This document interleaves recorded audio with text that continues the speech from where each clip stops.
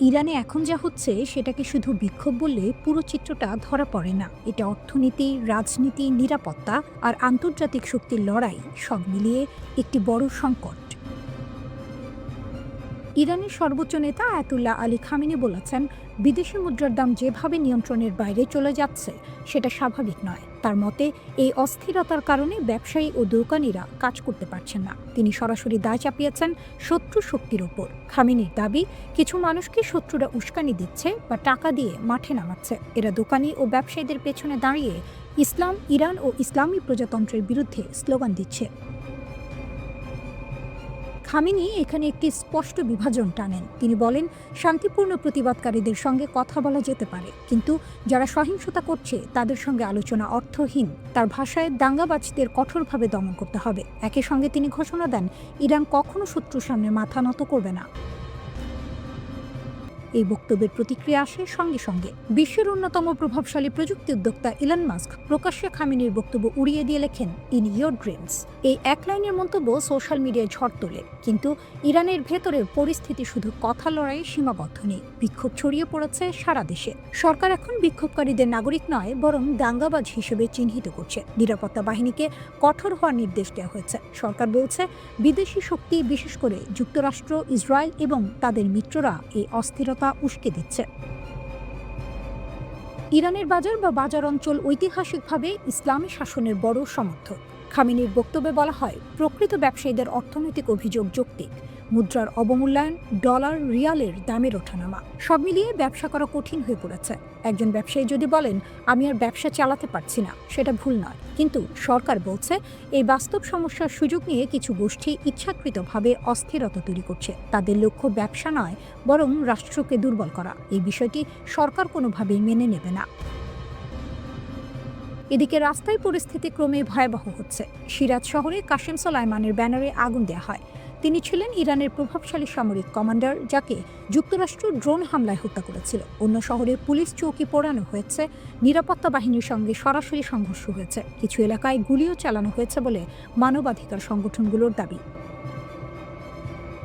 মানবাধিকার পর্যবেক্ষকদের মতে অন্তত ১৬ জন নিহত হয়েছেন, যাদের মধ্যে বিক্ষোভকারী ও নিরাপত্তা বাহিনীর সদস্য দুপক্ষই আছে। শত শত মানুষ গ্রেপ্তার হয়েছেন। প্রকৃত সংখ্যা আরও বেশি হতে পারে বলে আশঙ্কা করা হচ্ছে। এই বিক্ষোভ ছড়িয়ে পড়েছে ২৫টি প্রদেশের ৬০টির বেশি শহরে। কুর্দি রাজনৈতিক দলগুলো এখন দেশ জুড়ে ধর্মঘটের ডাক দিচ্ছে। দোকান বন্ধ, কাজ বন্ধ, সবকিছু থামিয়ে দেওয়ার আহ্বান জানানো হচ্ছে।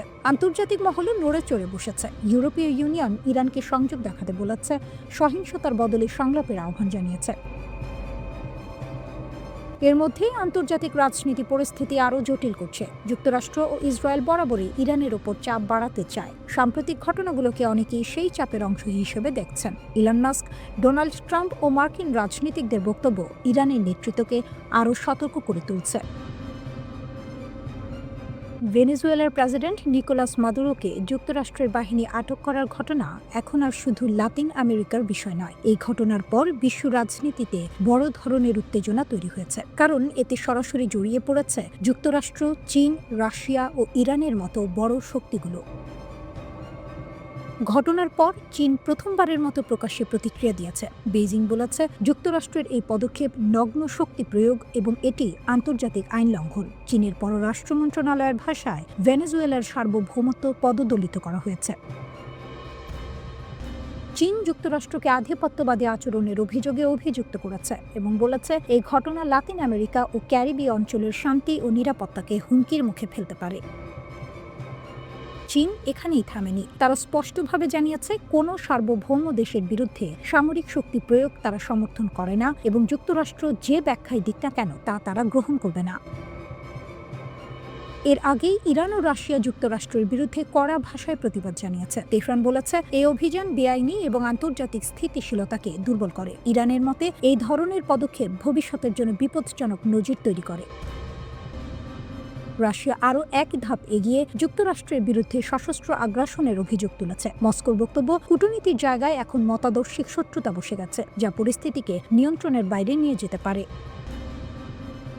বেইজিং, তেহরান ও মস্কো তিন দিক থেকেই যুক্তরাষ্ট্রের বিরুদ্ধে অবস্থান তৈরি হচ্ছে। এই উত্তেজনার মাঝেই ডোনাল্ড ট্রাম্প নিজে সামাজিক যোগাযোগ মাধ্যমে একের পর এক পোস্ট দেন। প্রথমে তিনি কারাকাসে অভিযানের ভিডিও প্রকাশ করেন। এরপর তিনি একটি ছবি পোস্ট করেন। ছবিতে একজন চোখ বাঁধা ব্যক্তি বসে আছেন। ট্রাম্প দাবি করেন তিনি ভেনেজুয়েলার প্রেসিডেন্ট নিকোলাস মাদুরো এবং তিনি এখন যুক্তরাষ্ট্রের হেফাজতে।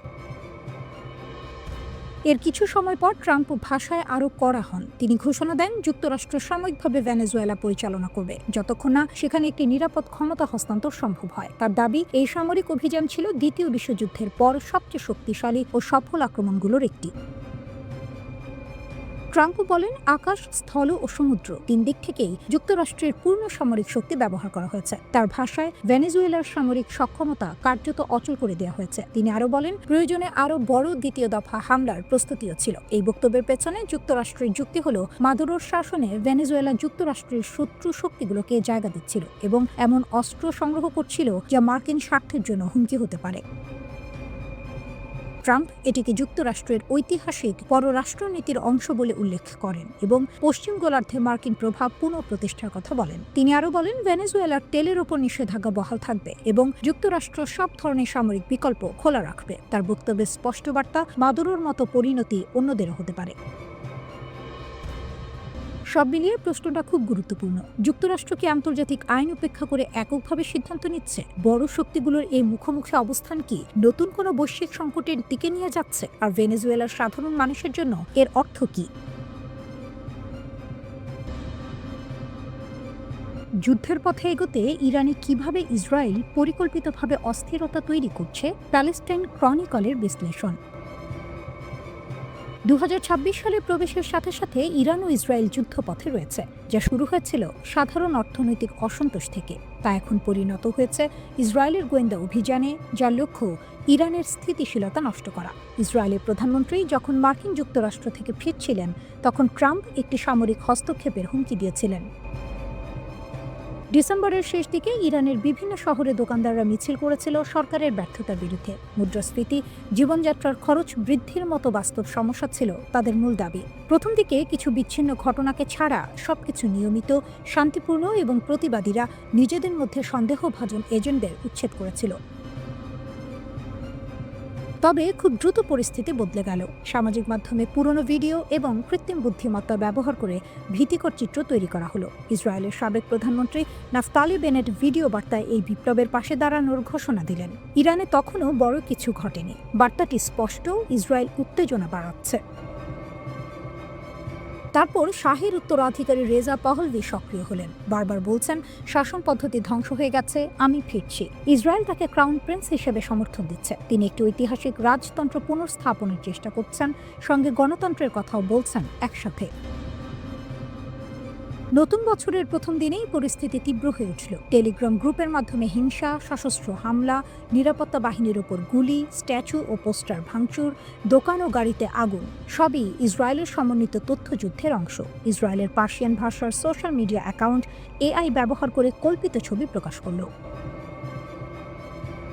প্রতিবাদী মিডিয়া হঠাৎ বলল, শহরগুলো বিপ্লবের হাতে পড়েছে, আইআরজিসি সৈন্য পালাচ্ছে, আয়াতুল্লাহ খামেনি পালিয়ে গেছে, যা সত্য নয়। তখনই সাবেক মার্কিন পররাষ্ট্রমন্ত্রী মাইক পম্পেও মন্তব্য করলেন, নতুন বছরের শুভেচ্ছা প্রতিটি ইরানির জন্য এবং প্রতিটি মোসাদ এজেন্টের জন্য। 2022 সালে মহসা আমিনি হত্যার পর যে প্রতিবাদ হয়েছিল তা ছিল স্বতঃস্ফূর্ত, সবার সমর্থন ছিল। কিন্তু এবার পুরো ঘটনাটি ভিন্ন। হঠাৎ করে এক মাস্কধারী ছোট সশস্ত্র দল বা কয়েকজন অপরাধী নিরাপত্তা বাহিনীর ওপর হামলা চালায়। মূল অর্থনৈতিক দাবিগুলো আর প্রাধান্য পাচ্ছে না। প্রথম 2 দিনে পুলিশ স্টেশন, সরকারি ভবন এবং অস্ত্রাগার দখলের চেষ্টা হয়, কিন্তু ব্যর্থ হয়। এ সময় 2 পুলিশ কর্মকর্তা নিহত হন, একজন কোমায় যায়। 22 বছর বয়সী বাসিজ সদস্যকে 6 মাস্কধারী খুনি হত্যা করে। ধ্বংসাত্মক এই ঘটনা ছড়িয়ে পড়ে। পরিস্থিতি স্পষ্ট, ইসরায়েল এজেন্ট ব্যবহার করে ইরানকে অস্থিতিশীল করতে যাচ্ছে। পূর্ববর্তী 2025 সালের 12 দিনের যুদ্ধের অভিজ্ঞতা দেখিয়েছে, ইসরায়েলের অনেক হামলা মূলত এজেন্টদের মাধ্যমে সংগঠিত হয়। ড্রোন, গাইডেড মিসাইল, সশস্ত্র অপারেশন সবই এজেন্টদের হাত ধরে। ইসরায়েলের হাতে রয়েছে আল কায়েদা সম্পর্কিত সশস্ত্র গোষ্ঠী, কুর্দি বিচ্ছিন্নতাবাদী দল এবং দেশের বিভিন্ন সশস্ত্র কোষ। তারা সেগুলো ব্যবহার করে নতুন অশান্তি সৃষ্টি করতে পারে। যদিও কিছু মোসাদ নেটওয়ার্ক ধরা পড়েছে, পুরো সমস্যা সমাধান হয়নি। ইরান সম্ভাব্যভাবে প্রতিরোধ চালাতে পারবে। নতুন বছরের অশান্তি ব্যর্থ হলে ইসরায়েল আবার নতুন সময় চেষ্টা করতে পারে। ইরানের আইআরজিসি ও নিয়মিত সেনা বড় ধরনের প্রতিরোধ প্রশিক্ষণ করেছে, তাই ইসরায়েলের প্রক্সি বাহিনী যতই চেষ্টা করুক, ইরান মাঠে প্রতিরোধ করতে সক্ষম। এই খেলায় গুরুত্বপূর্ণ ওয়াইল্ড কার্ড হল যুক্তরাষ্ট্র। ইসরায়েলের প্রধানমন্ত্রী নেতানিয়াহু ট্রাম্পের কাছে সব দাবি তুলেছেন, সুতরাং যুক্তরাষ্ট্রের বিমান হামলা সম্ভাব্য। এই পরিস্থিতি দ্রুত নিয়ন্ত্রণের বাইরে চলে যেতে পারে, কিন্তু লক্ষ্য স্পষ্ট: তেহরানে শাসন পরিবর্তন। সুযোগ এলে তারা কাজ করবে। ইসরায়েলের এই গোপন অভিযানের মাধ্যমে ইরানকে অস্থিতিশীল করা, হামলা এবং হত্যাকাণ্ড সহ 2026 সালে দুই দেশের মধ্যে যুদ্ধের সম্ভাবনা আরও বাড়িয়েছে। আমরা কথা বলবো মধ্যপ্রাচ্যের একটা জ্বলন্ত ইস্যু নিয়ে, ইরান আর ইসরায়েলের মধ্যে চলমান উত্তেজনা। 2026 সালের শুরুতেই ইরানে অর্থনৈতিক সংকটের কারণে বড় ধরনের বিক্ষোভ শুরু হয়েছে। মানুষ রাস্তায় নেমে এসেছে মূল্যবৃদ্ধি, বেকারত্ব আর সরকারের ব্যর্থতার বিরুদ্ধে। এটা 2022-এর মাহসা আমিনি আন্দোলনের পর সবচেয়ে বড় অস্থিরতা। ইসরায়েল মনে করছে এই অভ্যন্তরীণ সমস্যা থেকে দৃষ্টি ঘোরাতে ইরান বাইরে আক্রমণ করতে পারে, বিশেষ করে তাদের দিকে। ইরানের অর্থনীতি ধ্বংসের মুখে, রিয়ালের দাম পড়ে গেছে রেকর্ড লোতে, মুদ্রাস্ফীতি আকাশ ছোঁয়া। দোকানদাররা দোকান বন্ধ করে প্রতিবাদ করছে, ছাত্ররা যোগ দিয়েছে, কয়েকজন নিহতও হয়েছে সিকিউরিটি ফোর্সের গুলিতে।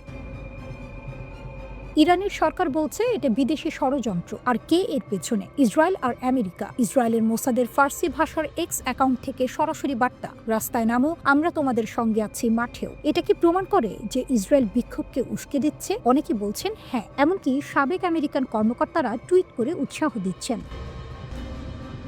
এদিকে ইসরায়েল সতর্ক। তারা বলছে ইরান দ্রুত ব্যালিস্টিক মিসাইল তৈরি করছে। 2025-এর জুন মাসে 12 দিনের যুদ্ধের পর ইরানের মিসাইল স্টক কমে গিয়েছিল, কিন্তু এখন আবার 2000-এর কাছাকাছি পৌঁছে গেছে। ইসরায়েলের গোয়েন্দা সংস্থা বলছে ইরানের পারমাণবিক প্রোগ্রাম পুরোপুরি থামেনি।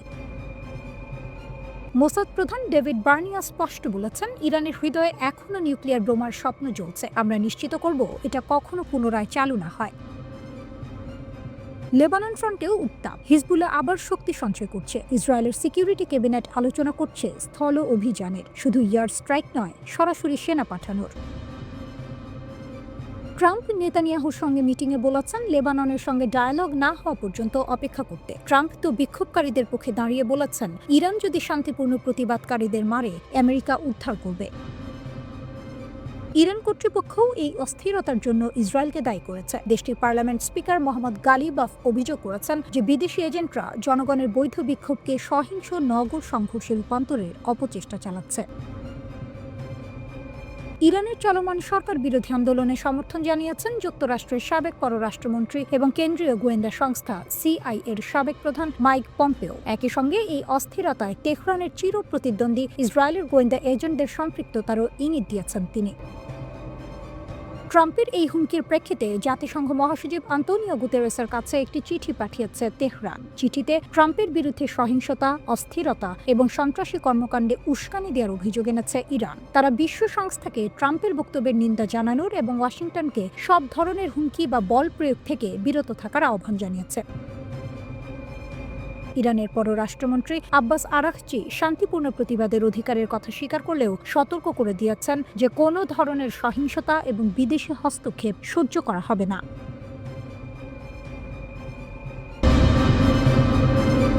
ভেনেজুয়েলার প্রেসিডেন্ট নিকোলাস মাদুরোকে আটক শুধু আঞ্চলিক সংকট নয়, এটি এখন বিশ্বব্যাপী কূটনৈতিক দ্বন্দ্বের সূচনা করেছে। আমেরিকার সেনারা যখন মাদুরোকে আটক করল, চীন হঠাৎ থেমে থাকার রোষ প্রকাশ করল। 2 দশক ধরে লাতিন আমেরিকায় বিনিয়োগ, ঋণ, তেল চুক্তি, কৌশলগত অবস্থান সবই চীনের হাত থেকে ছিনিয়ে যাওয়ার ঝুঁকিতে। পাশাপাশি চীন সরাসরি আমেরিকাকে হুঁশিয়ারি দিল, মাদুরো এবং তার স্ত্রী সেলিয়া ফ্লোরেসকে অবিলম্বে মুক্তি দিতে হবে। ভেনেজুয়েলার সরকারকে উৎখাত করার প্রচেষ্টা বন্ধ করতে হবে। সব সমস্যার সমাধান কূটনৈতিক আলোচনার মাধ্যমে করতে হবে। চীন বলল, এই ঘটনা গভীরভাবে উদ্বেগজনক। চীনের পররাষ্ট্র মন্ত্রণালয় স্পষ্টভাবে জানিয়েছে, যুক্তরাষ্ট্রের এই কাজ আন্তর্জাতিক আইন লঙ্ঘন করেছে। মাদুরো এবং তার স্ত্রী নিরাপত্তা নিশ্চিত করা, অবিলম্বে মুক্তি দেয়া, ভেনেজুয়েলার সরকারকে বেদখল না করার জন্য চাপ দেয়া এবং সব সমস্যার সমাধান কূটনৈতিক আলোচনার মাধ্যমে করার আহ্বান জানানো হয়েছে। কিন্তু চীনের সবচেয়ে বড় উদ্বেগ কেবল কূটনীতি নয়, অর্থ, তেল, প্রভাব সবই জড়িত। গত 2 দশকে চীন ভেনেজুয়েলায় ঢেলেছে $100 বিলিয়ন বেশি। ঋণ, অবকাঠামো, শক্তি প্রকল্প, মহাকাশ সহযোগিতা, কৌশলগত বিনিয়োগ সবকিছু। ভেনেজুয়েলার কাছে চীনের ঋণের পরিমাণ প্রায় $15.6 বিলিয়ন। বিনিয়োগের মাধ্যমে চীন লাতিন আমেরিকায় প্রভাব বিস্তার করছিল। ভেনেজুয়েলা হয়ে উঠেছিল চীনের জন্য গুরুত্বপূর্ণ দ্বার। ডোনাল্ড ট্রাম্প ক্ষমতায় আসার আগে হুগো চাভেজের অধীনে ভেনেজুয়েলা চীনের দরজা খুলেছিল, আর এখন মাদুরোকে আটক করার মুহূর্তে তিনি চীনের লাতিন আমেরিকা বিশেষ প্রতিনিধি কু শির সঙ্গে বৈঠক করেছিলেন। চীনের প্রেসিডেন্ট শি জিনপিং গত বছর $9.2 বিলিয়ন ক্রেডিট লাইন ঘোষণা করেছিলেন লাতিন আমেরিকা ও ক্যারিবিয়ান অঞ্চলের জন্য। ভেনেজুয়েলার মূল সম্পদ হল তেল। বিশ্বের অন্যতম বড় তেল রিজার্ভ এখানে রয়েছে। দৈনিক প্রায় 1 মিলিয়ন ব্যারেল উৎপাদন হয়, যার বেশিরভাগই চীনের কাছে যায়। মাদুরোর আটক শুধু লাতিন আমেরিকার সংকট নয়, এটি এখন বৈশ্বিক শক্তিদ্বন্দ্ব।